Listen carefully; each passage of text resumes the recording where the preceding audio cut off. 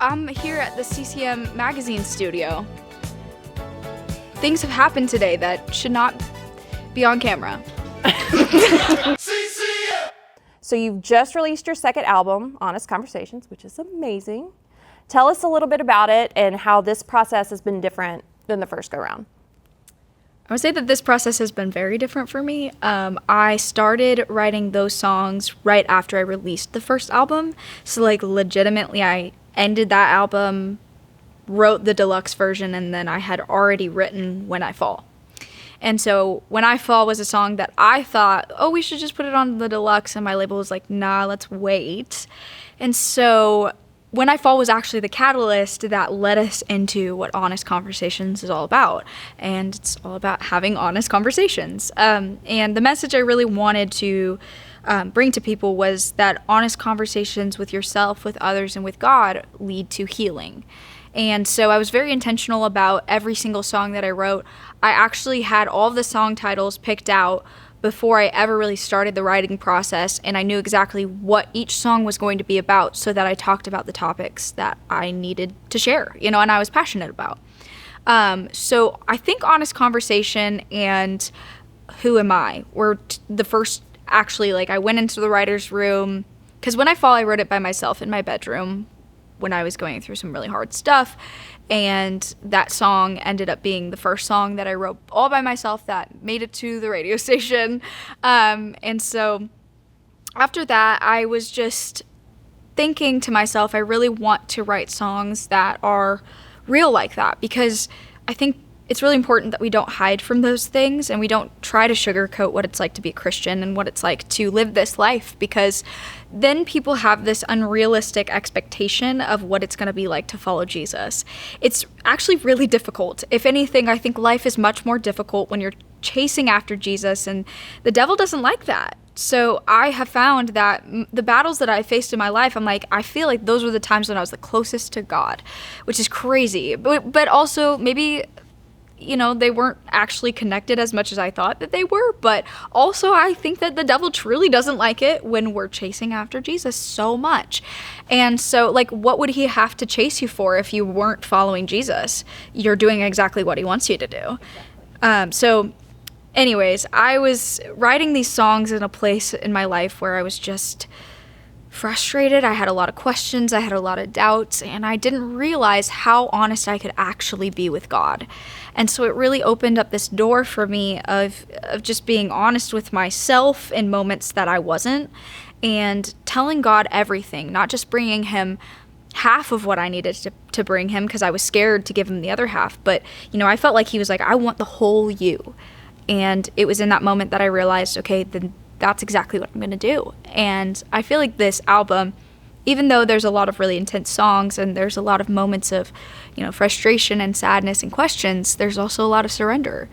And by the end of the record, I do feel like I was saying, my healing journey hasn't ended, but I've started healing now. So that's kind of why I ended the record with the song Healing Now, was because I wanted to explain to people that healing is something that you'll do for the rest of your life until we reach eternity, and that's when we're ultimately healed. And so while we're in this broken world, we're going to have to face trials and hardships, and so we have to just trust the process, I guess, and continue to follow Jesus in it. Knowing your first record and walking into the second one, we got a lot of unexpected. Yeah. You've played with genres, you've played with sounds, you've shown your authenticity, you've shown your heart. I don't think I've ever really stuck to one genre, because I think I'm a songwriter first, and so writing is something that I just do, and I don't really think about, okay, where do I fit? It's just that I want to write songs that feel like where my heart is at, and I want to speak from my soul. And so for this record, I did definitely experiment with some new stuff, and I think I'm actually falling into what I feel is authentic to myself. I never thought that I could do what I'm doing now because I didn't know that it was going to be accepted. But I've actually felt so welcomed with, open arms from the audience that I have, and from even new audience members as well. I think that, as you grow, people grow with you, and we get to kind of do this together. And so, and also, like, I cannot please everyone. So I was, thinking that the whole time I was writing this album, I was like, I know for a fact that God is going to use this exactly where he needs to. And if I lose people along the way, then they weren't meant to, be listening to my music anyways. Like, there's other music for them to listen to, and that's okay. So, but also I knew that this was pretty niche as well.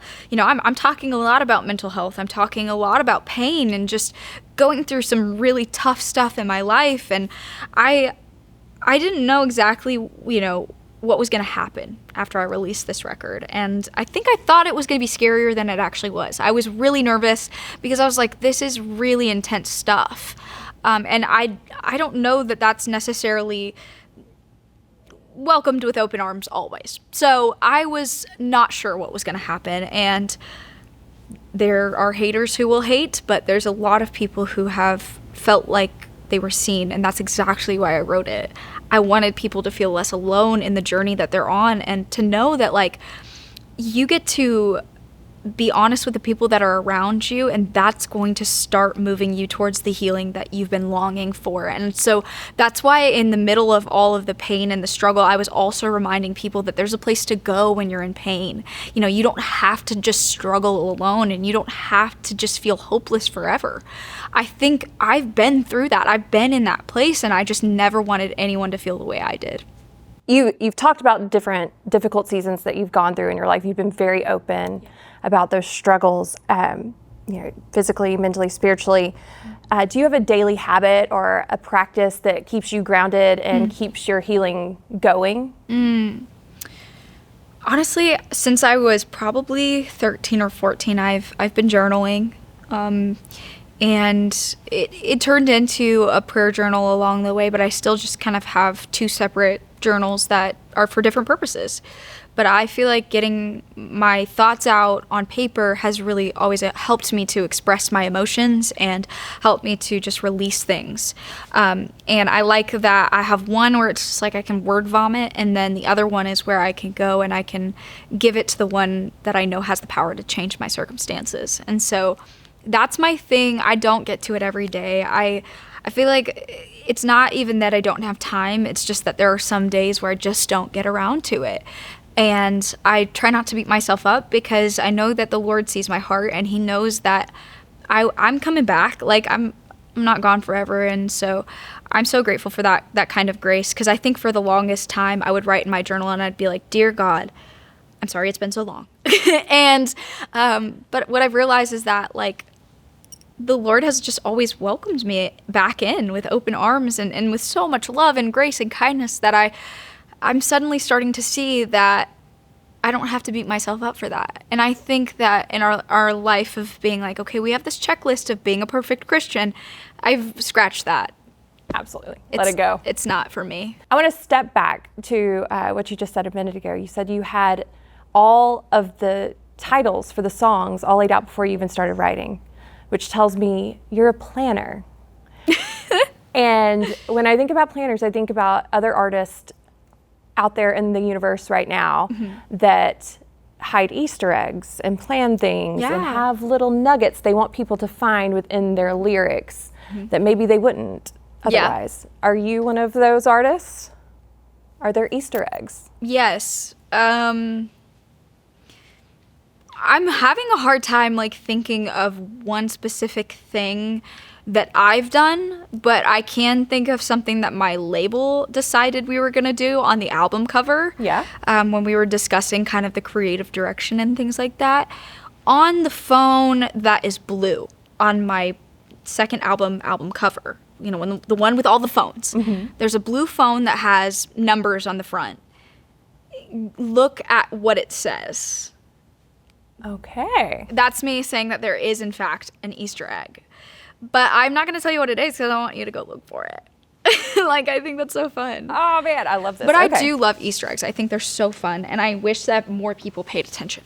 Yes. I am sucker to internet rabbit holes. No, I love that. Personally, I love that. So, is there a lyric in any of your songs that maybe means something different to you than most people take it for? Yeah. When I Fall has a lyric in it that says, I've tried, but I can't let go, 'cause God, you catch me when I fall. And a lot of people took that very literally, but it was actually a metaphor. And it was related to what I was going through at that exact time, and that was the only way I could really summarize it inside of my brain. And I speak kind of in lyrics inside of my brain. So this was solely for myself. I never thought that this song would see the light of day. I think a lot of people read that lyric and they assume that I'm saying that I let go and God didn't like catch me in the way, like they see it completely different than how it actually was. What I was talking about is depression and how people reach a point of not wanting to be on earth anymore. And I've tried to let go, but God didn't let me. He didn't let me. And so him catching me when I fall was him just fully embracing me before I could ever let go. There was no real letting go because I wanted to let go. He didn't let me let go. So a lot of people are like, well, you let go and he caught you. No, I never fell. And so that's a weird lyric, but I think that it makes so much sense when you've gone through that feeling of not knowing if you wanted to be on earth anymore. And you realize all of the times that God was just catching you and you were trying so hard to let go and he just was there. And he was just, nope, I'm your safety net. I will always be here. And I don't know. That was a beautiful metaphor in my brain. I don't know why it's so confusing, but it is. Letting go is like giving up. And the Lord won't let you give up, you know? He's not going to do that. And so I just wanted people to realize, like, God always has you, even when you think you're falling. Like, if you thought you let go, you didn't, because he was right there. Like, you might even think that you hit the ground, and it's like he's just still holding on to your arm. And then you look over, and you're like, oh my gosh, the Lord has always had me. I don't know. It's so good. There's a visual for you. I see it. I do. I love that you said you think in lyrics. Yeah. As a fellow creative, yeah, I see things in almost like a movie in my head. So to hear like your process and like that it comes out in words is so yeah. uniquely interesting. Yeah. Even though you're still very, very young, you have a lot of life experience under your belt. Yeah. What is one piece of advice that you would give your younger self today? That's a really good question. And honestly, I do. I think about me at 15 because that was a time in my life where I was really, really depressed and I didn't know if I was going to make it to the next day. And what I would tell her is to just keep going. Don't give up. I know it seems like hope is gone, but even she knows that there's a light that's still, even if it's just the smallest little sparkle, like she knows that there's still a light. And I would say to just keep following that, and eventually she's going to make it out, and she's going to make it out alive. Let's talk about the Lord a little bit and your relationship with the Lord. You grew up kind of in church, knowing Yes. how things go, and at a certain point, you had a turning point where you realized what it meant to have a personal relationship. Can you tell us a little bit about that? Absolutely. I feel like, I don't know, I think my turning point was when I was about 18. But I didn't fully hit the point of being like, oh, I know the Lord until I was about 20, which doesn't seem like very long ago. I mean, I'm 25, so that wasn't that long ago. But I started to open up the Word and pray in a prayer journal. And when I started doing those two things, it was like I saw a new life in front of me. Something I hadn't really experienced before. I was also 20 when I got baptized, which I've been a Christian my whole life. I was dedicated as a baby in the church. So I knew God, but I didn't really have that personal relationship with him. And the moment that I started saying to him, like, God, I want what you want for me. Remove whatever it is in my life that's not glorifying and honoring to you. And he started doing that. And it started to shake up my world. And at first, I was just so, like, shocked. I was like, I didn't mean it. Like, why? Like, because, you know, you start to see that, like, you pray these prayers that he's going to answer them. And then you're going to be like, should I have said that? Like, but yes, because I do want what God wants for me, and I do want to be obedient, and I want to honor him and glorify him. And if I'm not, you know, following the right things in my life, and I'm not surrounding myself with the right things in my life, then I'm not doing that. And so I was just opening myself up for the very first time and actually saying to the Lord, like, I'm open-handed and I'm giving myself to you as a vessel. And I swear my life started to change and shift. And a good percentage of it was very negative, and it felt like my whole life was falling apart. But God stripped everything away until I quite literally had nothing but Jesus. I mean, I had the clothes on my back and Jesus. That's it, and nothing else. And what you realize is that when all you have is Jesus, you don't need anything else. I mean, I think about myself right now, and I feel very, very blessed, and I'm like, would I be okay tomorrow if everything was stripped away? And if my answer is no, then I have some idols in my life, and I need to really identify that. And I don't mean to say that, like, you can't, you know, feel like, oh, I want this thing in my life. You can have wants in your life, and that's totally okay. But what you need has nothing to do with the physical. It has everything to do with the spiritual. And so I think that's what really opened up for me, is when I started to realize that my life wasn't really, it wasn't all that physical as like I thought it was. I really thought that there was so much more here on earth than what there actually is for me. I realized that everything I have is heavenly. And I think that's so encouraging to know that, like, if everything in this life fails, which it will, because it's not God, and evil was placed into this world at a certain point, and now we have to face that. But one day, I will get to meet the Lord and have everything I've ever wanted, and I'll forget everything that was ever here. And I think that is such a, like, crazy thought. But I feel like that's what really opened up my mind and helped me to start moving towards Jesus in a different way. That's incredible. And that's terrifying. It is, but yeah. I mean, also what a relief, right? Yeah. To look back and just go, I don't need. We live this life with so much pressure on us, and none of that pressure actually, like, matters. I know that that's kind of, like, confusing, because you're like, well, I have to go to my job tomorrow. Right. And that's, like, kind of pressure. And I'm like, yes, but the truth is that if that job didn't exist tomorrow, don't you think that the Lord would take care of you? Yes, he would. So, like, anything you lose, you gain 10 times that knowing God. So it doesn't actually matter in this life. But yes, still go to your job and, like, do the work. It's worth it. Yes. It's worth it. Yeah. So social media obviously is a humongous part of your story. It is. Now, years have passed since you exploded and went viral, Yeah. per se. Do you find it difficult now to balance authenticity with boundaries while also, you know, creating content, or for lack of a better word? That's such an interesting thing. I feel like social media, even from the start, even when I was breaking out and having success in it, was a negative thing.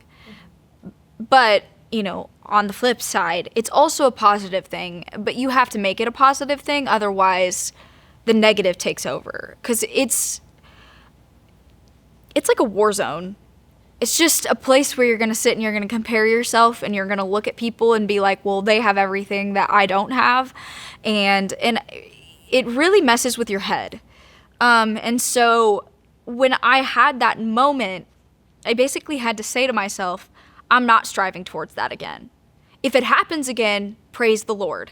If it doesn't happen again, I'm going to be who I am in the midst of it. Like, I don't change myself just because like I have it in my mind that, oh, one time I hit a million views on a video.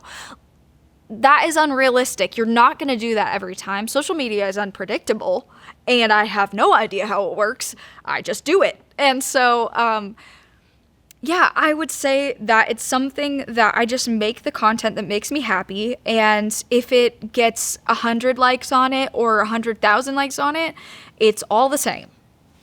You just removed the expectation. Yeah. Because again, that's a really dumb kind of pressure to just be like sitting with. And I can't say to you that I don't sit with it sometimes, because I have so many moments of comparison. It's one of the biggest things that I struggle with. And I have had to just remind myself of what I know. Their path is not mine. God made this path for me and that path for them. They're different. If I'm trying to strive towards their path, I'm going to make it nowhere. If I strive on mine, I'm going to go wherever the Lord wants me to go, because he doesn't want me to go over there. So Exactly. it's like, I don't want to live my life trying to be somebody I'm not. You've talked about how When I Fall was one of the first songs that you ever wrote by yourself. So you've had a lot of collaboration in your career. It's the first song I've ever wrote by myself that made it onto a record. Okay. I have written other songs like primarily by myself. I've been songwriting since I was 15, and it's something that I've just always been massively passionate about.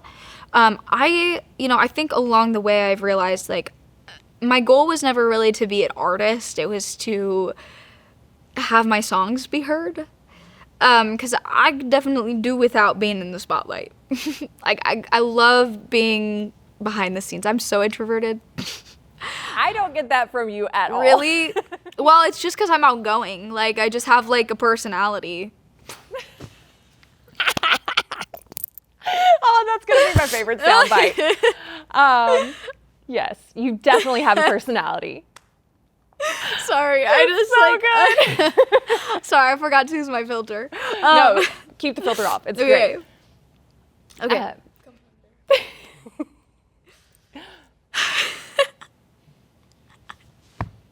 Anyways, I'm a songwriter, and I just really would love it if I didn't have to talk to anyone ever. Like, I would rather spend most of my time with my cat and my dog, and that's it. That's fair. Does that make me sound really antisocial? Sort of. Okay. But I like it. And I get it, because animals are better than people. Agreed. That's putting in my head, reindeers are better than people. Oh, that's not the melody, but but that's what came. I get it. Yes, what does it sound like? Now I'm I have to figure this out. Reindeers are better than people. Sven, don't you think I'm right? See, you have little Beat children, you. so you're probably watching that frequently. Oh, I could probably quote the entire. That's my favorite princess movie. It's a good one. It's so good. It came out when I was 13. So if that's a We're not going to talk about how old I was when that came out. If that's anything, I was 13 when that came out. So collaboration. Yes. Do you have a dream collaboration? Beyond Christian realm, beyond anything. If there was no restriction, who would you write with? Yeah, I would love. This is funny because we were talking about this earlier. I would love to have a song with Dolly Parton at some point. Yeah, it would it'd make my heart so happy. It would make my 8-year-old self very happy, because when I was 8, I went to Branson, Missouri and did the Dixie Stampede dinner show that's Dolly Parton themed, and I said, oh, I'm gonna be her when I grow up. And I'm not, but it's okay, because I'm me, and I still love her so much. I just want, I want to be all. Dolly Parton is a queen. Yes, so, absolutely. If I could be anybody, it would be just like her, because she's so loving and talented and the best. So that Dolly rules the world. I don't think anybody will be disappointed with that answer. No, if they are, then no. Stop watching. When you're collaborating with other writers, do you feel like you have to kind of protect your voice, or do you feel like you're able to kind of, compromise is the wrong word, but bring two voices together in a way that is representative of everyone in the room? I mean, collaboration is something where if it's healthy, you're pushing back on each other in a really good way. And so usually the best songs come from that. I wouldn't be the writer I am today if it wasn't for the collaborations that I've done and the people that I've worked with who have taught me so much along the way. Writing songs is about speaking what your heart is saying. And so a lot of times I'll be in the room with the writers that I love to work with, and they're in. Like, they are like, you want to write about that? Let's do that. And they want to support the artist. When it comes to writing, I think that when I've worked with other people, they want to support me the way that I would want to support them. And so the best songwriting rooms I've been in, it's just a bunch of people together that are actually just like meshing really well and having good chemistry with each other. So, I mean, I've definitely had some writes along the way that I was like, I ain't gonna sing that, but I like you. Have a nice day. Like, it just, you're not going to work with every single writer, that. And like, I have my people now that I work with, but I'm always willing to go outside of that and try new things. And so it's not always going to work out, but it's always worth a shot. So I don't know. You know what? I'm actually really grateful for the people that they were like taking a risk on me by kind of following these new sounds that I was going for. Like, they didn't have to be so open to that, and they were. And like, because sometimes if someone's not interested, they'll just start changing everything. And then you're like, wait a minute, that's not what I came in here with. And then you're like, that's not what I wanted to do. And so usually you leave with no song because you're like, we're not on the same page. But I feel like the songs that I wrote there's a total of 3 writers on this record. Me, my producer, Jeff Pardo, and another writer, his name is Ethan Holz. And when I was writing with both of them, it was a lot of just them being like, oh no, that's so cool. Let's try it. Let's see what happens.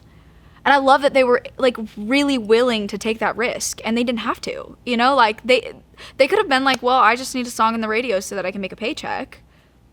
Fair enough. Like, you do you, but I can't do that every time.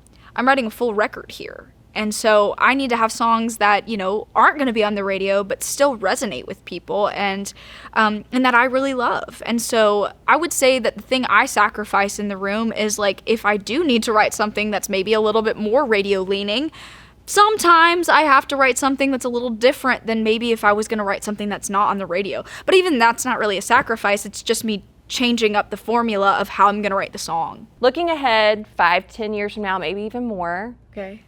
What is a lane that you'd love to step into that might surprise people, like beyond songwriting and touring and that kind of thing? Like a different career? Sure. I don't know that I will step into a different career. I have no idea what I'm going to do in 5 to 10 years. But I have always wanted to do A&R at a record label, and if people don't know what that is, I don't know what A&R stands for, but I can tell you what they do. That's a really good thing to look up later. Google it. Anyways, they basically help develop an artist and figure out what their sound is. So like you said, you were like, you're changing up your sound and things like that. Well, they're the people that kind of help you decide that. And so my A&R is amazing and really has just taught me so much about what it means to really guide an artist well and lead them into what feels truly authentic. And so I would love to help a young artist someday. Hopefully I'm just like, I'm done with my artist career, and so then it's just me championing the next generation. That's what I hope to do. I mean, if anything, even if I don't do that, even now what I'm trying to do is champion the next generation of young women that are going to step into this one day. Someone said something. My heart for mentoring is thumping right now. I love it. Like, I feel like that's what we're called to do. Like, I really do. I think it's so important that you have a mentor and that you eventually one day, when you're able to do that, can step into that for someone. And I feel like you just know. Like, when that time comes, you just know. I was once a youth group leader. Sorry, this is me detouring. But I was once a youth group leader, and there was one specific girl that was so into music and, like, it was all she wanted to do, and that was the first time, and I was like 19, but it was the first time that I was like, Oh man, I really hope to do what others have done for me when it comes to like why? I would love to mentor a young girl who has the same dreams that I've had, because I think that it's just so cool. It's like you get to watch yourself through your younger self, like your younger self's eyes. Are you guys really good at editing here? Yes. Okay. I hope promise. so. It's gonna be great.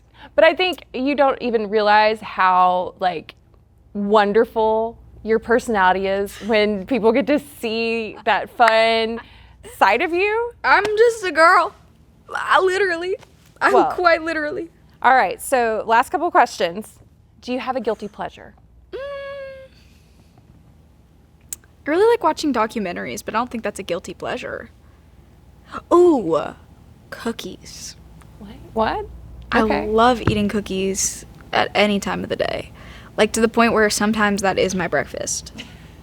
That feels like a guilty pleasure. That totally Why is. are you eating a cookie for every meal? Like Because you're an adult and you can. exactly. Thank you.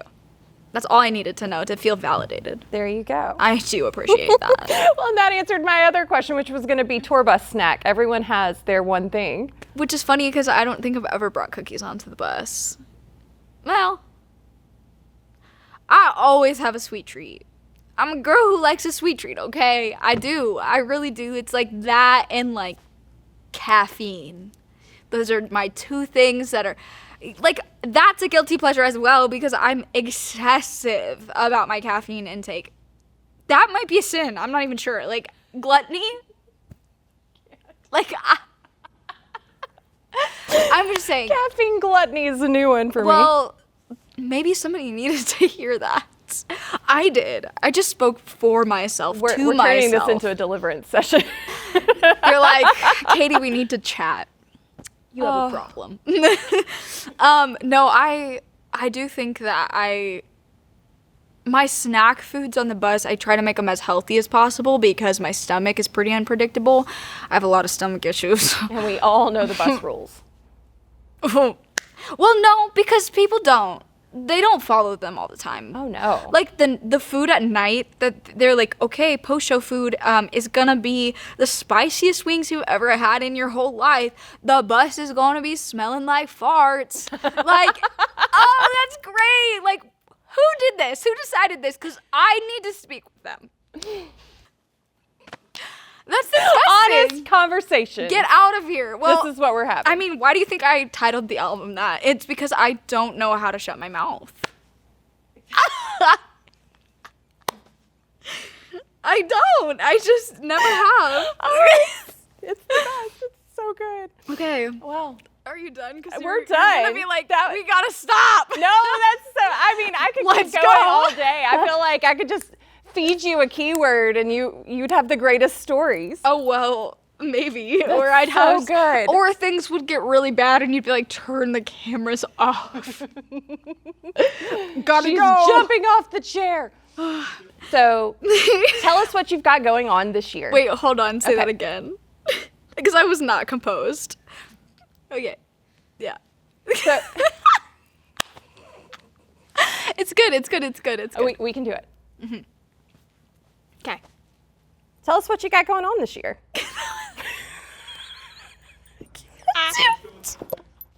Okay.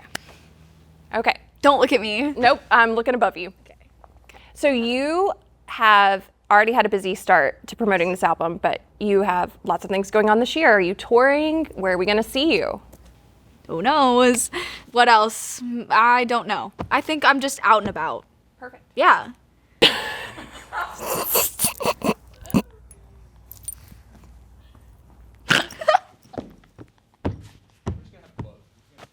I just gave myself whiplash.